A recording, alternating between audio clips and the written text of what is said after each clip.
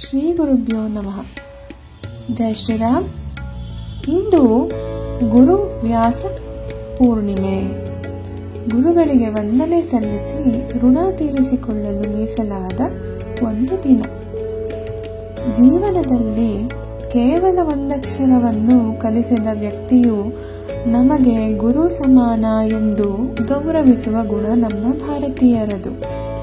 ಇದರೊಟ್ಟಿಗೆ ವೇದಾಂಗ ಪಾಠ ಮತ್ತು ಉತ್ತಮ ಜೀವನ ಶೈಲಿಯನ್ನು ಕಲಿಸುವ ಗುರುಗಳನ್ನು ನಾವು ನಿರಂತರ ಸ್ಮರಿಸುತ್ತೇವೆ. ಹಾಗಾಗಿಯೇ ದೇವರನ್ನು ಭಜಿಸುವ ಮೊದಲು ಶ್ರೀ ಗುರುಭ್ಯೋ ನಮಃ ಎಂದು ಗುರುಗಳನ್ನು ನೆನೆಯುವುದು ವಾಡಿಕೆ. ಇಷ್ಟೆಲ್ಲ ಕರುಣಿಸುವ ಗುರುಗಳನ್ನು ನಾವು ಸದಾ ಸ್ಮರಿಸಬೇಕು. ಆದರೂ ಈ ದಿನ ವಿಶೇಷವಾಗಿ ಸ್ಮರಿಸಬೇಕು. ಕಾರಣ, ಈ ದಿನ ಶ್ರೀ ವೇದವ್ಯಾಸ ದೇವರಿಗೆ ಮೀಸಲಾದ ದಿನ. ಕೆಲವರು ಈ ದಿನವನ್ನು ಶ್ರೀ ವೇದವ್ಯಾಸರ ಜನ್ಮದಿನ ಎನ್ನುತ್ತಾರೆ. ಇದು ಶುದ್ಧ ತಪ್ಪು.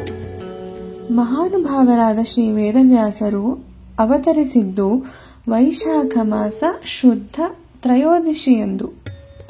ಅಂದು ಅವರ ಜನ್ಮದಿನ.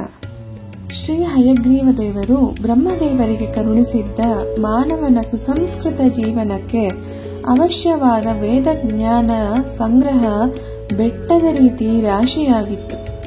ಇದನ್ನು ಸರಳೀಕರಿಸಿದ ಶ್ರೀ ವ್ಯಾಸರು ಜನರ ಉಪಯೋಗಕ್ಕಾಗಿ ಆಷಾಢ ಮಾಸದ ಹುಣ್ಣಿಮೆಯಂದು 4 ವಿಭಾಗಗಳನ್ನಾಗಿ ಮಾಡುತ್ತಾರೆ. ಋಗ್ವೇದ, ಯಜುರ್ವೇದ, ಸಾಮವೇದ ಹಾಗೂ ಅಥರ್ವಣ ವೇದ ಎಂದು ವಿಭಾಗ ಮಾಡಿ ಜ್ಞಾನದಾಹಿಗಳಿಗೆ ಅನುಕೂಲ ಮಾಡಿಕೊಟ್ಟರು. ಹಾಗಾಗಿ ಜ್ಞಾನಗಳಿಕೆಗೆ ಸುಲಭ ಮಾಡಿಕೊಟ್ಟ ಶ್ರೀವ್ಯಾಸರನ್ನು ಗೌರವಿಸಲು ಈ ದಿನ ಗುರು ಪೌರ್ಣಿಮೆ ಎಂದು ಆಚರಿಸುತ್ತೇವೆ. ಈ ನೆನಪಿನಲ್ಲಿ ನಮಗೆ ಪಾರಮಾರ್ಥಿಕ ಹಾಗೂ ಲೌಕಿಕ ವಿದ್ಯೆ ಮತ್ತು ನಮಗೆ ಬುದ್ಧಿ ಕಲಿಸಿದ ಪ್ರತಿಯೊಬ್ಬರನ್ನೂ ಗುರುಗಳೆಂದು ಭಾವಿಸಿ ಅವರಿಗೆ ಗೌರವ ಸಲ್ಲಿಸುತ್ತೇವೆ. ಚಕ್ಕಡಿ ಎಂದರೆ ಬಂಡಿ. ಬಂಡಿಗೆ ಎತ್ತುಗಳು ಎಷ್ಟು ಮುಖ್ಯವೋ ಹಾಗೆಯೇ ಬಂಡಿ ಓಡಿಸುವ ವ್ಯಕ್ತಿಯು ಬಹುಮುಖ್ಯ. ನಮ್ಮ ಜೀವನದ ಬಂಡಿ ಸಾಗಿಸಲು ಭವಸಾಗರ ದಾಟಲು ದೈವಾನುಗ್ರಹ ಎಷ್ಟೇ ಇರಲಿ, ಅದರ ಜೊತೆಗೆ ಗುರುಗಳ ಕರುಣಾಪೂರಿತ ಕಾರುಣ್ಯ ಇರಲೇಬೇಕು.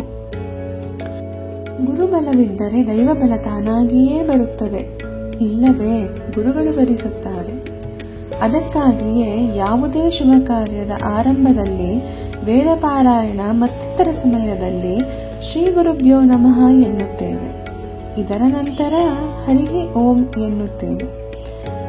ಯಾವುದೇ ಧರ್ಮವಿರಲಿ, ಮತವಿರಲಿ, ಪಂಥವಿರಲಿ, ಗುರುವಿಗೆ ಅಗ್ರಸ್ಥಾನ. ಇಂತಹ ಗುರುವನ್ನು ಸದಾ ಸ್ಮರಿಸಬೇಕು. ಅದರಲ್ಲಿಯೂ ವಿಶೇಷವಾದ ಪರ್ವಕಾಲದಲ್ಲಿ ವಿಶೇಷವಾಗಿ ಸ್ಮರಣೆ ಮಾಡಬೇಕು. ತಾಯಿ ತನ್ನ ಮಗುವಿಗೆ ಪ್ರೇಮ ನೀಡಬಲ್ಲಳು, ತಂದೆಯಂತೆ ಶಿಕ್ಷಿಸಿ ಸರಿದಾರಿಗೆ ತರಲಾರಳು. ತಂದೆ ಶಿಸ್ತು ಕಲಿಸಿ ಬೆಳೆಸಬಹುದು, ಆದರೆ ಮಾತೃ ಪ್ರೇಮ ನೀಡಲಾರ. ಉತ್ತಮ ಗುಣ ಸಂಪನ್ನರಾದ ಗುರುಗಳು ಮಾತೆಯಂತೆ ಮಾತೃಹೃದಯಿಯಾಗಿ ಪ್ರೀತಿಸುವುದರ ಜೊತೆ ಪಿತೃವಿನಂತೆ ದಂಡಿಸಿ ತಿದ್ದಿ ತೀಡಿ ವಿದ್ಯೆ ಕಲಿಸಬಲ್ಲರು.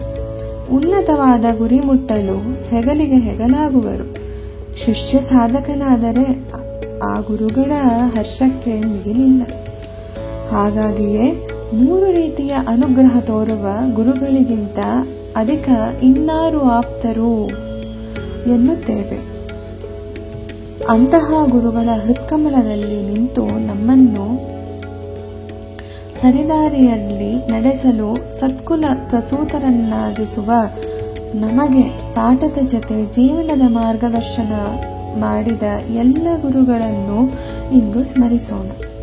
ಸಮಸ್ತ ಗುರುಗಳ ಹೃತ್ಕಮಲದಲ್ಲಿ ಸದಾ ನೆಲೆಸಿ ಜನರಿಗೆ ಸದಾಚಾರ ಸದ್ವಿದ್ಯೆ ಬೋಧಿಸುವ ಶ್ರೀ ವೇದವ್ಯಾಸ ದೇವರಿಗೆ ನಮಿಸೋಣ.